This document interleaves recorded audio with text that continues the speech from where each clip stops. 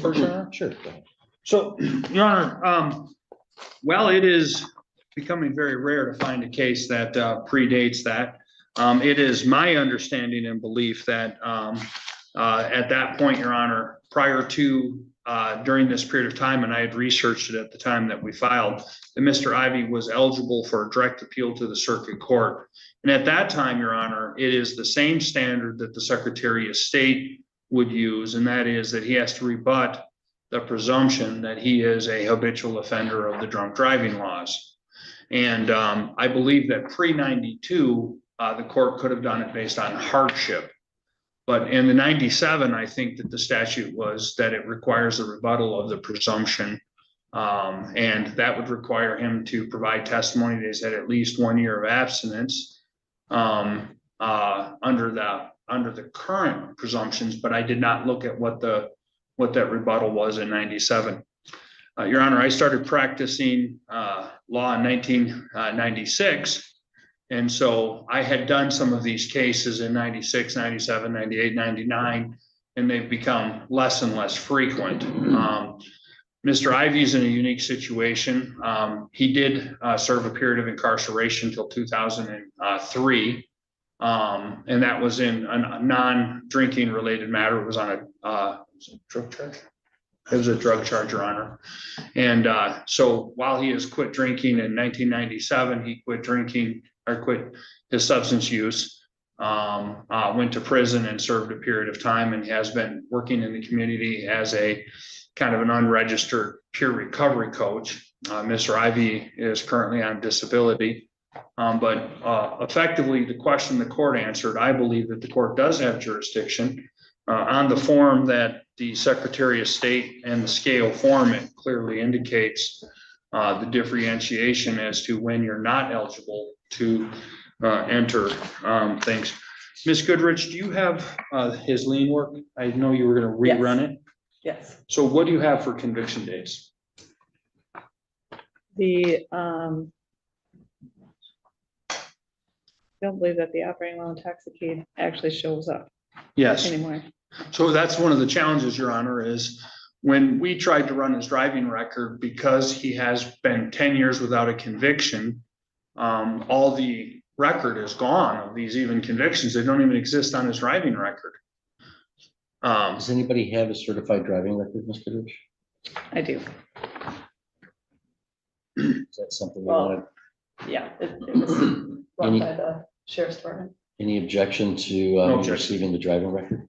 There's the CCH for it. Yes, and Your Honor, she's indicated has his criminal history in there, which was run multiple times. Okay. Because under the clean slate, even the conviction that he went to prison on appears to have been removed. Because he hasn't been in trouble in 20 years, Your Honor. That one. Oh, well, this is the CCH, but this isn't the, what is it? It's The- been a lot, the 35 and 42, right? Doesn't look like a driving record, does it? Initially, it's the driving record, the driving license suspended is all that shows up. Oh, it just says status revoked. But usually I've seen driving records that have like in every ticket and everything that's listed on there. Your Honor, the problem is if you go a 10-year period without conviction, those all drop off. Which you don't often see. All right, Ms. Goodrich, what's your position about this court's authority, what standards I'm supposed to? Your Honor, this is the first one that I've had before me, and I was looking at the scale form that was referred to, and I think it was attached to the petition, and it does appear that there is a separate category for arrest from 92 to 99. All right, well, I mean, that's true. I mean, on the form, it does say for arrests from 1/1/92 through 9/3/99 licensing action, and we're supposed to fill out what that is. But I gotta tell you, I mean, that this has some vague recollection in my mind that there's a process for this, but just a box on a form and a non-certified record that doesn't really show these things, that's not going to be enough for me. I operate on a default sort of red light for me to have a green light, I gotta know that I have authority to act here. Nobody has cited any statutes, any statutory language, any cases that tell me what I'm allowed, or any administrative rules that tell me that I have the authority to do this and by what standards I'm to do it. So I guess, Mr. Hartman, before I would grant this, I would first want a briefing on that question. Yes, sir. Your Honor. And I'd also indicate that before if I do have the legal authority to go forward, we'll have some testimony by Mr. Ivy, but also then I'll want to see his certified driving record. He can ask for that from the Secretary of State. Yes, Your Honor. So may we put the testimony on and then I could submit the certified record in a brief? No, I want to know first what Okay. in the heck I've got going on here All right. and why. So, Your Honor, if I could ask for an adjournment at this time and have it Yes, renoticed? Yeah, no problem. And then secondly, Your Honor, as far as getting a certified copy of the driving record, I don't have a problem. The Secretary of State does also send usually a letter to you, right? Yes. As acting, and they usually state the position of the Secretary of State. Are you able to share that? Were they opposing or not opposing, or Oh, I saying thought the you court meant when you doesn't have requested authority? Certified driving Yeah. record. No, we did not receive anything from the Secretary of Okay. State. So, Your Honor, one of the things is the Secretary of State will often enter an objection if that the court lacks authority, which I've seen in the past. But I will prepare a brief on the legal authority and get a certified record and then Okay. renotice. Sure. All right. And Ms. Goodrich, as the legal representative for the Secretary, maybe you can reach out to their office too. I know that it's sometimes not the easiest office to communicate with, but see if they have any materials that can help you assess what their position is going to be in the matter. I could do that. Thank you. So why don't we continue this and let's see. How long do you think you need factual wise? Just like a half hour or so, or? Yes, Your Honor. Let's see here. You know, I could schedule this then for February 10th at 3 p.m. If that gives you enough time. Yes, Your Honor. That gives time. Let me check the conflict. That would be great. 3 p.m. on February 10th. Okay. Let's see here, the case number 259170.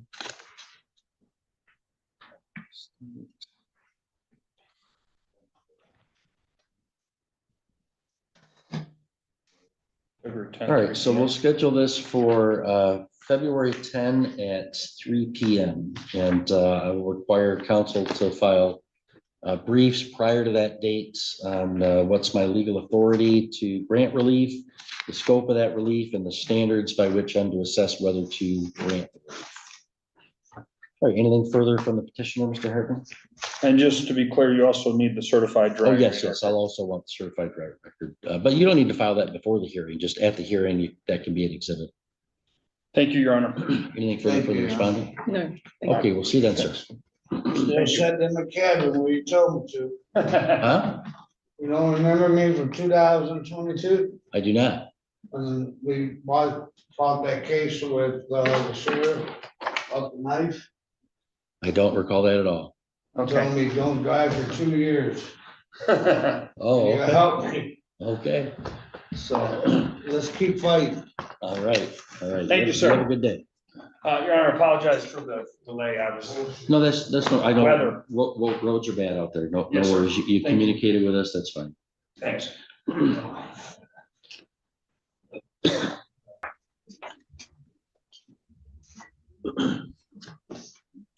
All right, so we're back on the record, the 53rd Circuit Court. And as a reminder, we are providing public access both in the courtroom and also online. And we have an arraignment in People v. Vanessa Williams. It's two file numbers, 25-71111 and 7112. I think I said too many ones there. Counsel, you want to state your appearances, please? Melissa Goodrich, Wayne County Prosecutor. And good afternoon, James Gilbert here on behalf of Ms. Williams. All right, we're here for an arraignment in both files. Have you had a chance to review the charging documents with your client? Yes, we have gone through the charging documents and she understands what she's been charged with and wishes to waive the reading. All right, and we'll enter a plea of not guilty on her behalf as to those charges. Is a forensic center referral requested? It is not. And I see you're signing some papers over there. Are you doing anything on the cases today? or- No, we're not. This is for another file. I'm sorry. Okay, no worries. Estimated length of trial? Probably 2 days on each one. Okay. And Miss Williams, I see is in the Genesee County Jail. Do you know why she's down there? And She has some pending charges down there. However, she does have her next court date next month. okay, Vanessa, can you tell the court what your charges are in Genesee? Yeah, there, it's a possession, it's a possession of heroin, possession of meth. okay. All right, and here the 7111 is the possession case here, and 7112 is an absconding. All right. Set this for a docket call on February 10th at 2:30 in the afternoon. And do we expect that Miss Williams will still be in Genesee County at that point in time? I believe so, Your Honor. And that'll bring me to, I'm gonna ask for a bond reduction and, but that case will still probably be going on in Genesee County. Okay, so we'll allow Zoom appearances from Genesee County then. Mr. Gilbert, go ahead. The reason I was a little hesitant, Your Honor, is I was gonna, she has two files going on, one in Genesee and the one here. She currently has a $50,000 bond on this file. We'd ask the court if the court would consider a lesser amount. Genesee, it's my understanding, would release her if the Sheboygan bond was a lot less. However, she would be on a tether and she is currently gonna be in the MAPS program, which I believe has Suboxone, it has other drugs. I'm not sure. I don't want to misquote which drugs it is to make sure that she does not use the narcotics or the heroin that she's been accused of. Looks like in file 7111, bond was revoked in the district court because of her absconding, and then in 7112, it's been set, right? Is I that- would agree, okay. yes. Ms. Goodrich, your position? Your Honor, she, at the same time she absconded from our case, she also failed to appear to her prelim in Genesee County, so was missing in that county as well, so I would ask that that request be denied. Yeah, I think I'll go ahead and leave bond as set in 7112 and leave bond as revoked in 7111. Looks like, she absconded on this felony charge, and then, it's not like she turned herself in or anything. She was, in Genesee County Jail, and somehow we found out, and now she's arraigned on our charges from there. So I have no confidence if Genesee County lets her out that we're going to see her again. So we'll leave bond revoked. If she bonds out of there, we'll go get her and have her up here. All right, Ms. Williams, we'll see you on February 10th at 2:30 in the afternoon. Okay.